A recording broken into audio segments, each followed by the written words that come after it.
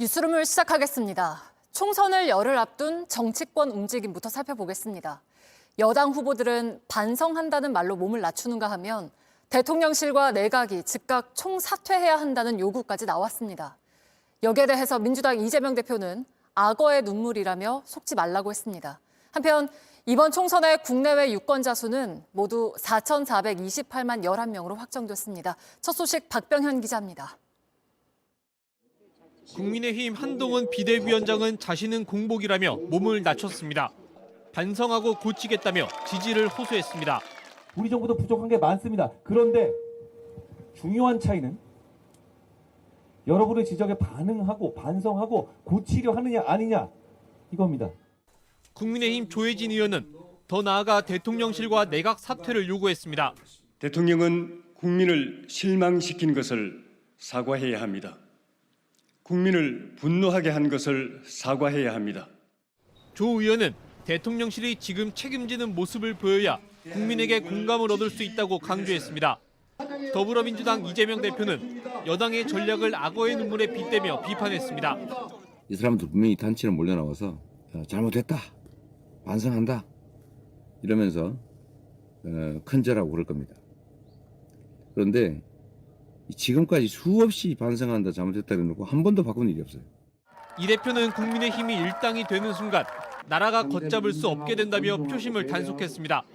JTBC 박병현입니다. 네, 민주당 양문석 후보가 11억 원을 편법 대출받은 것 관련해서 국민의힘은 양 후보를 사기 대출로 고발하겠다고 했습니다.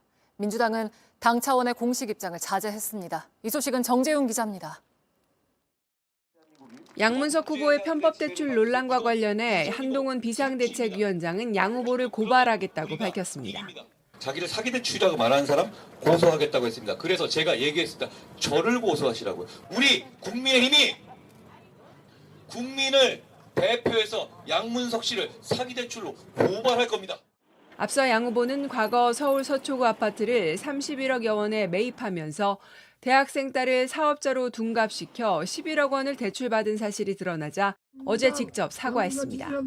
하지만 일부 언론이 당 공천심사 때 후보 검증 과정 회피를 위해 딸 재산 신고를 고의로 누락했다는 취지로 보도했고 양 후보 측은 당 공천검증위원회에 동일한 자료를 제출했다며 악의적인 가짜뉴스라고 반박했습니다. 민주당은 당 차원에선 적극적으로 대응하진 않고 있습니다. 개별 후보가 대응할 문제는 개별 후보가 대응한다라는 것입니다. 민주당 양부남 광주 서구을 후보도 과거 20대인 두 아들에게 서울 용산구 한남동 재개발구역 내 단독주택을 증여한 사실이 추가로 드러나 아빠 찬스 논란이 일고 있습니다. 다만 양 후보 측은 세금을 모두 납부하는 등 적법한 절차를 거쳐 증여했다는 입장입니다. 이런 가운데 민주당도 부친 찬스 대출 의혹이 불거진 장진영 국민의힘 서울 동작갑 후보에 대해 재산 축소 신고 의혹을 제기했고 국민의힘 조수연 대전 서갑 후보에 대해서는 과거 대전 전세 사기 가해자 변호 이력을 문제 삼았습니다. JTBC 정재윤입니다. 물에 빠진 3살 아이가 병원 치료도 제대로 받지 못하고 숨지는 일이 일어났습니다. 1차 병원에서 응급처치를 받고 맥박이 돌아왔지만 10곳의 종합병원들이 환자를 받을 수 없다며 미루는 사이 결국 숨졌습니다. 정영재 기자입니다. 산길을 따라 구급차가 올라가고 그 뒤를 소방대원이 쫓아갑니다. 3분 뒤 구급차는 경광등을 켜고 내려옵니다. 어제 낮 4시 30분쯤 충북 보은의 한 과수원에 있는 웅덩이에 3살 여자아이가 빠졌습니다. 가족들이 일하는 사이 혼자 나가 사고를 당한 겁니다.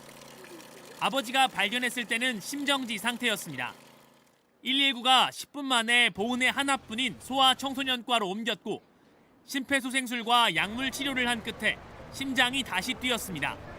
한참 만에 맥박은 돌아왔지만 의식은 없고 위독한 상태였습니다. 거의 포기 상태인데 그때 숨이 돌아왔다고 한번 했었어요. 그때 큰 병원으로 그래도 가슴에 희망이 있었을 거란. 병원은 종합병원으로 옮기기 위해 전화를 돌렸지만 모두 거부했고 결국 119 구급상황센터에 도움을 요청했습니다. 전원을 문의한 곳은 충청과 경기 지역 병원 11곳, 11번째 대전의 한 병원이 동의할 때까지 걸린 시간은 1시간이었습니다. 일반 성인이나 달리 그래서 소아중환자를 받을 수 있는 여건이 안 된다라고 한 게 주 원인이었어요. 그러는 사이 아이의 심장은 다시 멈췄고 돌아오지 않았습니다. 아이는 제대로 된 치료도 받지 못한 채 세상을 떠났습니다. 늦게 장난왔어. 나 어떤 딸인데 이게 어떻게 되냐. 이런 일이라고 자꾸만 나와 못 듣는데 왜 나한테 이러는 거야. 경찰은 내일 부검을 하기로 했고 보건당국도 조사에 나섰습니다. JTBC 정영재입니다.